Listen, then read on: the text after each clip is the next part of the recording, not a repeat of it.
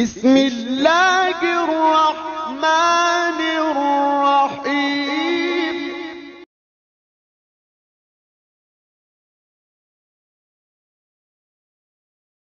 الحمد لله نحمده ونستعينه ونستغفره ونؤمن به ونتوكل عليه ونعوذ بالله من شرور أنفسنا ومن سيئات أعمالنا من يهده الله فلا مضل له ومن يضلله فلا هادي له ونشهد أن لا إله إلا الله وحده لا شريك له ونشهد أن سيدنا ونبينا ومولانا محمدا عبده ورسوله صلى الله تعالى عليه وعلى آله وأصحابه وأزواجه وأتباعه وبارك وسلم تسليما كثيرا أما بعد فأعوذ بالله من الشيطان الرجيم بسم الله الرحمن الرحيم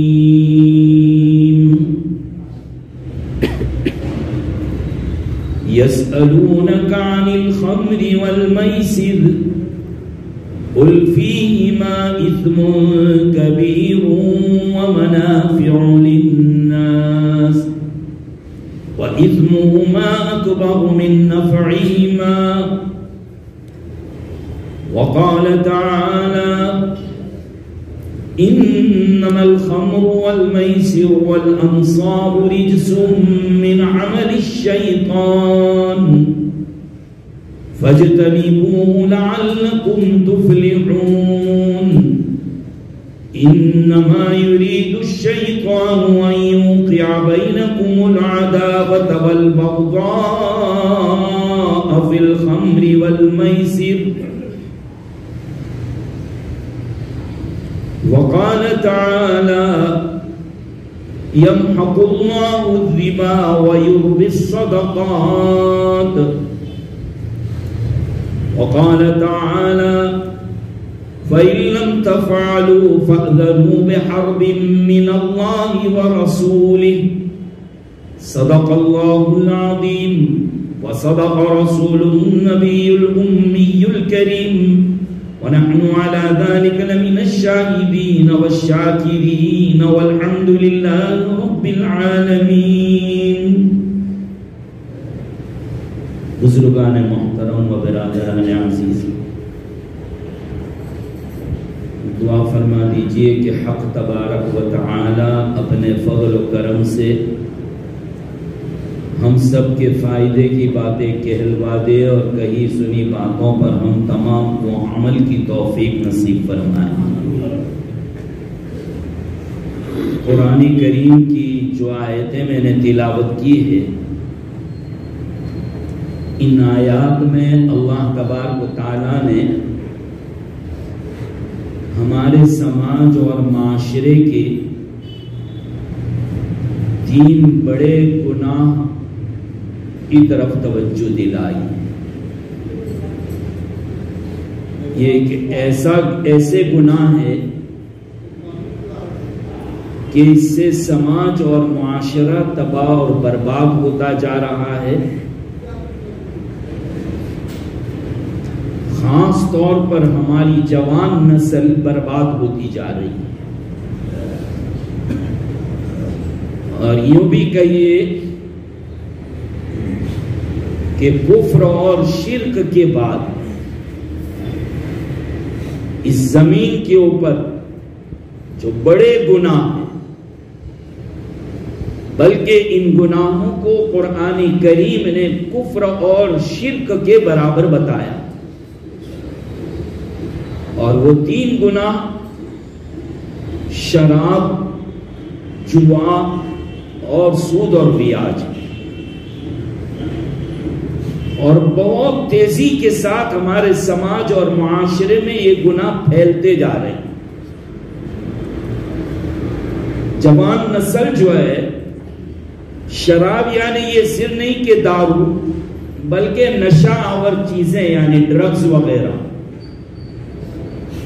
ایک فیشن کے طور پر ایک شوقیہ اس میں مبتلا ہو جاتے ہیں، اور جب شادی وغیرہ ہوتی ہے تو اس میں تو باقاعدہ شراب اور جوئے کی محفلیں قائم ہوتی ہیں، تو وہ شادی خانہ آبادی نہیں بلکہ وہ شادی خانہ بربادی کرتے جا رہے ہیں۔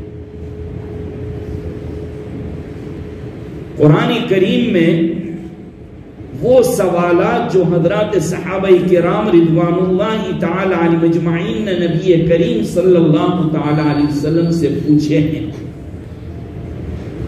اس میں سے ایک سوال ہے جس کو قرآن نقل کرتا ہے کہ یسألونک عن الخمر والمیسر، یہ لوگ آپ سے پوچھتے ہیں شراب اور جوئے کے متعلق، تاکہ فرما دیجئے نبی کو سنا دو کہ کل فیہما اثم کبیر، کہ ان دونوں کے اندر بڑے گناہ اور بڑی برائیاں ہیں اس میں، ومنافع للناس، اور لوگوں کے لیے کچھ فائدے بھی ہیں، یعنی ظاہری طور پر لوگوں کو کچھ فائدے نظر آتے ہیں، جیسے شراب پینے والا تھوڑی دیر کے لیے اپنے آپ کو سمجھتا ہے میری تکان دور ہو گئی، میں ریلیکس ہو گیا، جوا جیتنے والا سمجھتا ہے میرے پاس پیسہ ڈبل آ گیا۔ قُلْ فِيهِمَا إِثْمٌ كَبِيرٌ وَمَنَافِعُ لِلنَّاسِ وَإِثْمُهُمَا أَكْبَرُ مِن نَّفْعِهِمَا، لیکن جو نفع تم کو نظر آتا ہے ان دونوں میں نفع سے زیادہ نقصان ہے، ان دونوں میں نفع سے زیادہ نقصان ہے۔ شراب اس کے متعلق آتا ہے حدیث شریف کے اندر کہ قیامت سے پہلے پہلے لوگ اس کو نام بدل کر پیئیں گے۔ شراب بہنے والی پتلی ایسی چیز ہوا کرتی تھی، اب اس کو ٹیبلٹ کے اندر ڈال لیا گیا، پاؤڈر کی شکل میں اس کو تبدیل کر دیا گیا۔ لوگ یہ سمجھتے شراب وہ یہ جو صرف بوتل سے پی جائے، گلاس سے پی جائے، جام سے پی جائے، لیکن وہ چیزیں جس کو سونگھ کر نشہ طاری ہو رہا، اس کو ڈرگز کو وہ برائی سمجھنے کو تیار نہیں ہے، یا ٹیبلٹ کے طور پر کھا لے، یا سگریٹ وغیرہ کے اندر رکھ کر پینا، یا پھانک لینا، اس کو گویا وہ لوگ حرام نہیں سمجھتے، بلکہ قرآن کریم کے اندر تو فرمایا ہے کہ اگر شراب کو حرام نہ سمجھے کوئی تو وہ ایمان میں سے بھی نکل جاتا ہے، کفر میں داخل۔ واللہ لا يحب كل کفار اثیم، اس میں اشارہ کیا مفسرین نے کہ اللہ تعالیٰ شراب کا بیان کرتے کرتے فرما رہے ہیں، سود کا بیان کرتے کرتے فرما رہے ہیں، یہ تو سود کے بیان میں، لیکن شراب کے بیان میں بھی فرمایا کہ شارب الخمر کعابد الوثن، شراب کا پینے والا ایسا ہی ہے جیسے بتوں کی پوجا کرنے والا۔ کئی فرمایا کہ شارب الخمر کعابد اللات والعزى، اللہ کے نبی صلی اللہ علیہ وسلم فرمایا مشرکوں کے اندر کفار مکہ میں دو بت بہت مشہور تھے، ایک لات اور ایک عزا، یہ ان کے معبودوں کے نام تھے، بتوں کے نام تھے لات اور عزا، قرآن شریف میں بھی اس کا ذکر ہے۔ تو گویا شراب پینے والا ایسا ہی ہے جیسے لات اور عزا مورتیوں اور بتوں کی پوجا کرنے والا۔ اتنی سخت وعید، عقل مند آدمی ہو تو وہ یہی سوچ کر کے اتنا خراب عمل ہے یہ کہ گویا اس کو بت پرستی کے ساتھ شریکہ اور اس کے برابر کا قرار دیا گیا۔ دیکھیے شروع جب اسلام شروع ہوا، نبی کریم صلی اللہ تعالی علیہ وسلم کی جب تعلیمات اور آپ کی نبوت اور آپ کی بعثت شروع ہوئی، اس ابتدائی زمانے میں لوگ شراب پیتے تھے، ابھی اس کی حرمت ہونا نازل نہیں ہوا تھا، پیتے تھے، لیکن قرآن کریم کی جب آیتیں نازل ہوئی اور شراب کیسا حرام ہوا اسلام میں، بتدریج آہستہ آہستہ دھیرے دھیرے، پہلے تو کہا یہ بڑی خراب چیز ہے، اچھے لوگ اس کو ہاتھ نہیں لگاتے، تو کچھ لوگ وہیں سنبھل گئے کہ اتنی گندی چیز ہے، قرآن کریم اس کو گندی کہتا ہے، چھوڑ دو، چھوڑ دیا. کچھ لوگوں نے ابھی بھی جاری رکھا تھا. جب آیت نازل ہوئی لا تقربوا الصلاة وانتم سکارى، مت پیو اس حال میں جبکہ تم نماز پڑھ رہے ہو، یا نماز پڑھنے سے پہلے تم مت پیو. اب نماز کے 5 اوقات پینے سے کتنی دیر کے بعد نشہ طاری ہوتا ہے اور کتنی دیر تک رہتا ہے. سمجھدار شریف طبیعت کے لوگ تھے، وہ یہی سمجھ گئے کہ اتنی گندی چیز ہے کہ اللہ کے سامنے عبادت میں یہ رکاوٹ بن سکتا ہے، وہیں حرام، وہیں چھوڑ دیا انہوں نے کہ نہیں یہ چیز اچھی نہیں ہے جو ہمیں نماز کے اندر گڑبڑ کر دیتا ہے، نماز پڑھنے نہیں دیتا، نماز کے حالت میں اس کو منع کیا گیا، چھوڑ دو. صحابہ کی طبیعتوں میں جب اس کی حرمت اور برائی اور قباحت بیٹھ گئی، پھر قانون آیا کہ شراب پھینک دو، حرام ہو گیا تمہارے لیے. اس کے برتن جس میں اس کو دھو کر بھی استعمال نہیں کر سکتے. اوہ، صحابہ کرام جو جماعت ہے نبی کریم صلی اللہ علیہ وسلم کی، آپ جانتے ہیں صحابہ کس کو کہتے ہیں؟ حضور کو جنہوں نے براہ راست اپنی آنکھوں سے دیکھا ہے، وہ صحابہ کرام. کیسی تربیت ہوئی ہے ان کی، ان کو براہ راست سدھارا اور سمجھایا اللہ کے نبی صلی اللہ علیہ وسلم. ان کی طبیعت میں کبھی بھی اگر مگر یہ ایسا کرے تو ویسا کرو تو یوں کروں، ہیلے بہانے کچھ نہیں تھے. اللہ کے نبی نے منع فرما کر بس حرام. ایک صحابی ان کا کروڑوں روپے کی مالیت کا شراب لے کر آ رہے ہیں اور وہی ان کا بزنس، پوری موڑی لگا دیے، پوری پونجی لگا دیے اس میں. لیکن پتہ چل گیا راستے میں کہ بھئی شراب حرام ہو گیا ہے، برتن استعمال بھی نہیں کر سکتے. بڑی سخت وعید آئی. پھر طبیعت میں اگر مگر نہیں، پھر کوئی گڑبڑ نہیں. جیسے ہی تحقیق کی اللہ کے نبی صلی اللہ تعالی علیہ وسلم خود اپنے ہاتھوں سے پھینک دیا، اور اس پر رنج اور ملال بھی نہیں، افسوس بھی نہیں کہ اب کیا کھاؤں گا. نہیں، جس اللہ کے حکم کی مانی ہے وہ اللہ جانے، رزق کی ذمہ دار اللہ ہے. ایسا ایمان مضبوط. تو آج جوانوں، ہمارے سماج میں، ہمارے معاشرے کے اندر یہ شراب بہت تیزی سے پھیلتا جا رہا ہے. ہمارے جوان جو ہے وہ شوق میں، پارٹیوں میں، راتوں میں جب بیٹھتے ہیں جیسے حقے بازیاں ہوتی ہے اور پھر پوچھنے بھی آتے ہیں یہ فلیور کا وہ فلیور کا، اور پھر دھیرے دھیرے اس میں وہ نشوں کے اندر نشہ طاری ہو جاتا ہے، اس پر نشے میں مبتلا ہو جاتے ہیں. ہماری جوان نسلوں کو اس سے بچانا پڑے گا. بلکہ اس کو تو کہا ام الخبائث. ام الخبائث، تمام گناہوں کی جڑ، تمام گناہوں کی ماں جو ہے وہ یہ شراب ہے. شراب پینے کے بعد آدمی گالی بھی بکتا ہے، اپنے آپ میں نہیں رہتا، اس میں بیوی اور بیٹی میں فرق نہیں کرتا، ماں بہن میں فرق نہیں کرتا، حرام کاریوں میں مبتلا ہو جاتا ہے. اس لیے کہا ام الخبائث. بلکہ آپ کو تعجب ہوگا، یقین کیجئے کہ اللہ کے رسول صلی اللہ علیہ وسلم نے شراب کے معاملے میں 10 آدمیوں پر لعنت فرمائی. 10 آدمی. پینے اور پلانے والے تو ہے ہی، اس کے لیے گاڑی چلانے والے، اس کو اٹھانے والے، اس میں کسی بھی قسم کی مدد کرنے والے، اس کی نگرانی کرنے والے، اس کے آگے آگے گاڑی چلانے والے، اس کی حفاظت کرنے والے، جتنے بھی لوگ اس میں مددگار ہوں گے، سب کے اوپر فرمایا گیا کہ اللہ کی لعنت. ایک واقعہ نقل کیا گیا ہے کتابوں میں کہ ایک اللہ والے کا انتقال ہو گیا. چند دن کے بعد جب دفن کرنے کے بعد ان کو کسی نے دیکھا خواب میں، بدن پر ایک دم کمزوری ہے، بڑھاپا طاری ہو گیا ہے، سفیدی طاری ہو گئی، بالکل بوڑھے کی طرح، جبکہ جوانی کے عالم میں انتقال ہوا. کہا کہ کیا ہوا؟ اللہ تعالیٰ ناراض ہو گئے یا عذاب دیا؟ کہا نہیں، میری تو بخشش ہو گئی ہے. تو پھر یہ بدن کے اوپر کمزوری، جیسے عذاب ہوتا ہے ویسے حالات. کہا کہ میری 10ویں پڑوس کی جو قبر ہے اس میں ایک شرابی آیا ہے، اس کو دفن کیا، اس کو جو عذاب دیا جا رہا اس کا اثر یہاں تک آتا تھا. اتنی خطرناک چیز.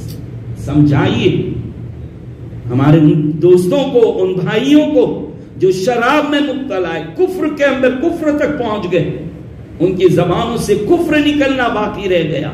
اور اگر وہ کوئی سمجھا وہ یہ کہتے یہ تو سب چلتا ہے، جائز ہے، حلال ہے، یا وہ حرام نہ سمجھے تو ایمان سے بھی نکل جائے. شراب کے ساتھ ساتھ اگر دوسری کوئی برائی ہے تو وہ جوا یہ بھی سماج کو برباد، یہ اودھئی کی طرح، یہ دیمک کی طرح ہے، جس کو ایک مرتبہ لت لگ جاتی ہے چھٹنا اس کا مشکل ہو جاتا ہے. اور کئی کرکٹ کے اوپر سٹا وغیرہ لگایا جاتا ہے، کوئی لاٹری کی ٹکٹیں لے کر خریدتا ہے، یہ سب کے سب سودی شکل ہے. گورنمنٹ کے قانون سے ہٹ کر بغیر لیے دے کے ویما وغیرہ یہ سب سود. بعض لوگوں کو اپنا بزنس بڑھانے کا بڑا شوق ہوتا ہے، اور بزنس بڑھانے میں جو لون لی جاتی ہے، وہ لون بھی جو ہوتی ہے نا، وہ یہی ہے، سودی ادھار ہے، بیاج والی چیز ہے یہ بھی. خیر تو میں تو جوئے پر بات کر رہا تھا کہ یہ لاٹری وغیرہ ہے، یہ بھی تو گویا ایک قسم کا سود ہی ہے. سود کے متعلق بھی قرآن کریم نے جو بیان فرمایا اس سے یہی پتا چلتا ہے کہ جتنا بڑا گناہ کفر کرنے کا ہے، جتنا بڑا گناہ شرک کرنے کا ہے، اتنا ہی بڑا گناہ جوا کھیلنے کا. جوا ہمارے سماج میں ایسا آتا ہے کہ جوا بھی نہیں سمجھتے بچپن سے. جیسا کہ نبی کریم صلی اللہ تعالی علیہ وسلم کی حدیث نقل کی گئی، جس سے پتا چلتا ہے پہلے زمانے میں اخروٹ اس سے جوا کھیلا جاتا تھا. اب اخروٹ تو رہی نہیں، مہنگی ہو گئی، کون جوئے کھانے کو نہیں ملتی. تو اب ہمارے یہاں وہ بچے جو کھیلتے ہیں نا بچپن میں، منجی، لکھوٹی، گولی جس کو کہتے ہیں، ہمارے بچے کھیل رہے لیکن ہم لوگوں کو پتا نہیں کہ جوا کھیل رہے. بھائی دیکھیے اس 2-4 مل جاتے ہیں، بھائی تو نے 5 نکال، میں 5 نکالوں، یہ نکالے 15-20 لگا دیتے ہیں. اس کا کھیلنے کا طریقہ بچپن میں کھیلا ہوگا، آپ لوگوں کو بھی یاد ہوگا. ایسی لائن لگا دیتے اور آگے تیر جیسا بناتے ہیں. پھر اس کے اندر بھی ٹاس ہوتا ہے کہ پہلے کون لگائے گا. آدھا جھگڑا تو وہیں سے شروع ہو جاتا ہے. پھر جو ہے وہ ایک لگاتے ہیں، جیسی لگائی اور جس منجی کو ٹچ ہوا تو اس سے آگے کی سب اپنے ابا کی جاتی. لگائی تھی 5، لے کر آیا 20، یہ 15 جو ہے زیادہ یہ کیا ہے، یہی سود کی شکل. کبھی گول دائرہ بنا دیتے ہیں اور اس میں سب جما دی، اور پھر اس کو کہتے ہیں نشانہ لگاؤ فلاں کو، اور وہ نشانہ جو لگایا اور ایک کو لگایا تو سب اس کی ہو جاتی ہے. تیسرا طریقہ یہ کہ گڑھا کھودا جاتا ہے، چھوٹا سا کھڈا سوراخ، اور ڈالتے ہیں، اس میں جو چلی گئی وہ تو اپنی ہو ہی گئی. لیکن اس کے علاوہ پھر وہ دوست لوگ جو ہوتے ساتھی، وہ مارنے کو کہتے ہیں، اس کو مارا، وہ نشانہ تاک کے لگاتا ہے. اس میں جرمانہ بھی ہوتا ہے کہ 2 کو لگ گئے تو پھر 2-3 ٹیکس بھر دو، اور اگر مار دیا برابر سے تو سب اپنا حصہ ہو جایا کرتا ہے. یہ سب جوا نہیں ہے تو کیا؟ یہ سب جوئے کی شکل ہے. ہمارے بچے کھیل رہے لیکن ہم کو پتا نہیں ہے. بچپن سے ان بچوں کو روکو. کبھی وہ ڈبیا وغیرہ سے، ڈبیوں سے کھیلتے، ایسی چیزوں سے. حدیث شریف کے اندر جو منع فرمایا گیا کہ اخروٹ سے اور لکڑوں کے ٹکڑوں سے لوگ کھیلا کرتے تھے، منع فرمایا نبی کریم صلی اللہ تعالی علیہ وسلم نے. اس لیے بھئی کہیں گے پیسے نہیں لگاتے، خالی صرف ایسا ہی کھیل رہے، تو نہیں، یہ پیسہ نہیں لگا تو کیا ہوا، 5 لگائے تھے 15 لے کر آ گئے. اور یہ پتہ وغیرہ سے جو کھیلتے، کیٹ وغیرہ، اسی کو لوگ جوا سمجھتے. اس میں پیسوں سے کھیلو یا بغیر پیسے کے، یہی آج بغیر پیسوں کے کھیلے، مہارت حاصل ہو جائے گی، پیسے لگا کے کھیلیں گے.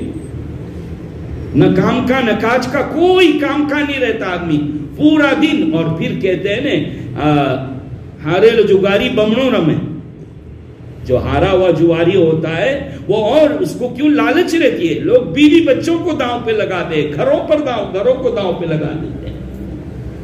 کیسینو ہاؤس کھلے ہوئے ہیں اب تو باقاعدہ مشینوں پر ہمارے بچے وہ مشین ہوتے ہیں کہیں کلب میں یا تو کسی اور وہاں پر جا کے بچہ پیسے ڈال ڈال کر کھیلتا ہے اور جیت کا بھی آتا ہے کچھ پوائنٹ یا کچھ پیسہ یا اپنا لگایا وہ پیسہ ڈال کر آتا ہے. بچوں کو روکیے, یہی بڑے ہو کے جواری بن جائیں گے. یسألونک عن الخمر والمیسر قل فیہما اثم کبیر ومنافع للناس واثمہما اکبر من نفعہما. تو کہتے ہیں یہ سماج کو برباد کرنے والی چیز ہے, ختم کرنے والی چیز ہے. اور تیسری آیت پاک میں نے جو پڑھی ہے اس کے اندر سود اور بیاج کے متعلق فرمایا. قرآن کریم میں فرمایا سود اور بیاج یہ لینا بھی حرام ہے, یہ دینا بھی حرام ہے. اس کا حساب لکھنے والا وہ بھی اللہ کی لعنت کا اور گناہ کا مستحق ہوتا, اس میں بھی کسی قسم کی مدد جائز نہیں. اسی لیے میں نے کہا تھا کہ یہ لون وغیرہ جو ہوتی ہے, ہمارے جوان نئی بائک لینے کے چکر میں سودی ہفتے بھرتے جاتے ہیں, اور بعض لوگ تو بڑے بہانہ بناتے ہیں کہ 0% بیاج. جب 0% ہے تو پھر بیاج کا نام آیا کیوں؟ اب بھائی کیش میں اور نقد میں لینے جاؤ تو اتنے میں ہے, اور ہفتے سے لینے جاؤ, ہاں پہلے سے اگر طے کر لیا ہے, آپ نے ارادہ کر لیا, جا کر کہہ دیا میں ہفتے سے ہی لوں گا, اور وہاں آپ کو وہ ہفتے کی قیمت بتا دی, وہ ٹھیک ہے. لیکن اگر پوچھتے نقد یہ ہے اور ہفتے میں یہ ہے اور پھر اس طریقے سے بڑا چڑھا کر ہوتا ہے, تو علماء سے مفتیوں سے پوچھو کہ بھئی میں یہ شکل سے جا کے پوچھتا ہوں یہ لینا میرے لیے جائز ہے یا نہیں. سب سے زیادہ حساس مذہب جو وہ اسلام ہے. کوئی زندگی کا فیلڈ ایسی نہیں ہے کہ جس کے اندر ہمیں مسائل نہ بتائے. ہمارا لقمہ, ہمارا کھانا, یہ پینا حرام نہ ہو جائے. اس لیے کہ عبادت کا تعلق جو ہے نا, اعمال صالحہ کا تعلق جو ہے نا, وہ کس کے ساتھ ہے؟ حلال لقمے کے ساتھ. جب حرام پیٹ میں جائے گا حرام کی سوچے گی, نیک اعمال کی نہیں سوچے گی. میں نے اس سے پہلے بھی کئی مرتبہ آپ کو واقعہ سنایا ہے کہ ہمارے بزرگوں میں سے ایک بزرگ گزرے علامہ یعقوب نانوتوی علیہ الرحمہ, بڑے ولی کامل, بڑے ولی کامل, گناہ کے قریب بھی نہیں جاتے.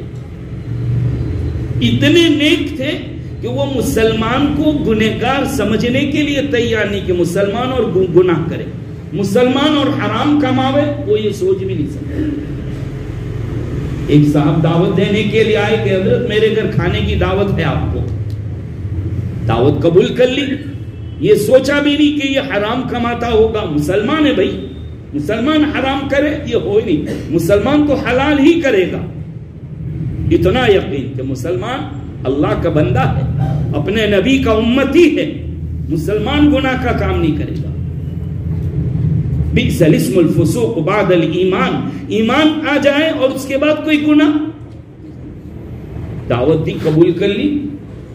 اب جب دعوت قبول کر لی, کھانے کے لیے پہنچے, جس آدمی نے کبھی حرام نہیں کھایا, شک و شبہ والا نہیں کھایا, اب وہ جس نے کھلائی دعوت وہ حرام کا لقمہ. پیٹ میں جاتے ہی گڑبڑ شروع ہو گئی. دیکھو اللہ والے, ہم لوگ کبھی کھاتے تو گیس ہو جاتا ہے نا. اب بھائی کھانا کھایا اس سے گیس, لیکن ہے کبھی گیس ہو جاتا ہے, کبھی سلو موشن پکانے ہو جاتے ہیں, کبھی قبضیات ہو جاتا ہے. تو کھانا اپنا اثر یوں دکھاتا ہے نا, تو اللہ والوں کو اس کا بھی پتہ چل جاتا, وہ اپنا یہ بھی اثر دکھاتا ہے. جان بوجھ کر ہو یا انجان پن میں.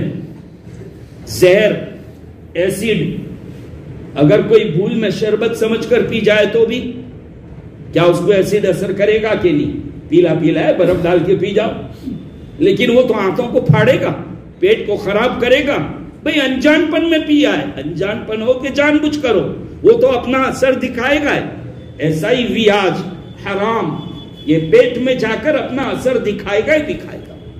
اور حرام لقمہ اتنا خطرناک ہے کہ اللہ تبارک و تعالیٰ نے قرآن کریم میں مجھے اور آپ کو کہا, لیکن ڈائریکٹ ہم کو نہیں کہا, بلکہ رسولوں کو خطاب کیا. یا ایھا الرسل کلوا من طیبات ما رزقناکم واعملوا صالحا.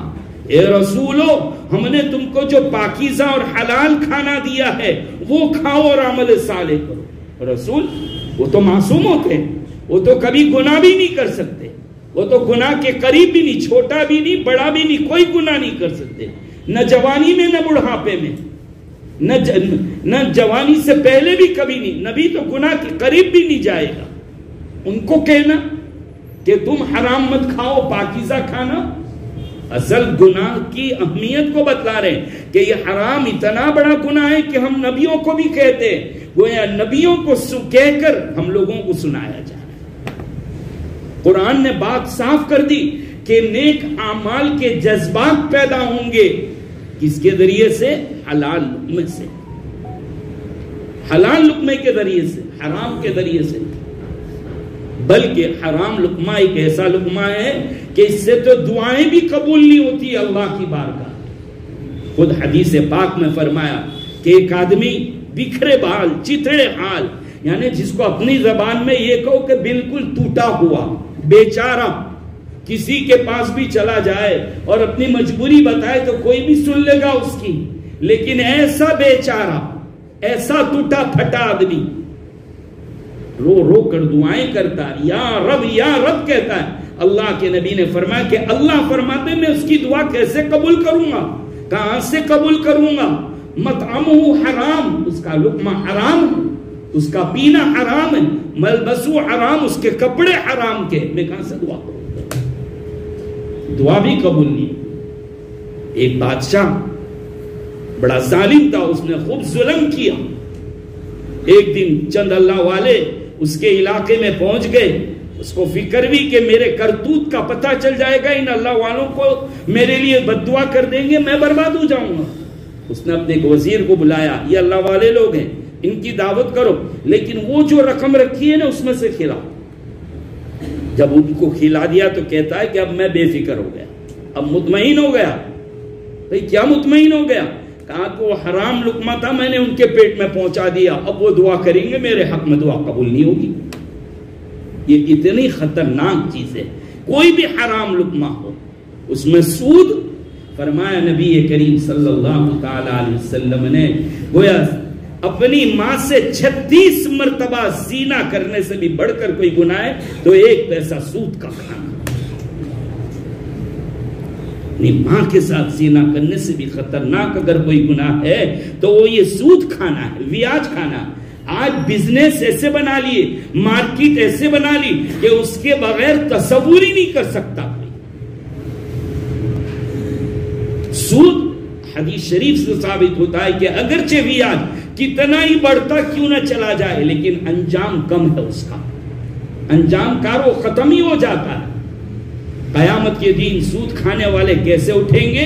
یتخبطہ الشیطان من المس، جیسے دنیا میں کوئی پاگل ہو گیا ہو، جنات لگ گیا ہو اور وہ کیسی حرکت کرتا ہے، ایسا ہی مدہوش اور بے ہوش اٹھے گا شراب، ویسا ہی سود کھانے والا اٹھایا جائے گا۔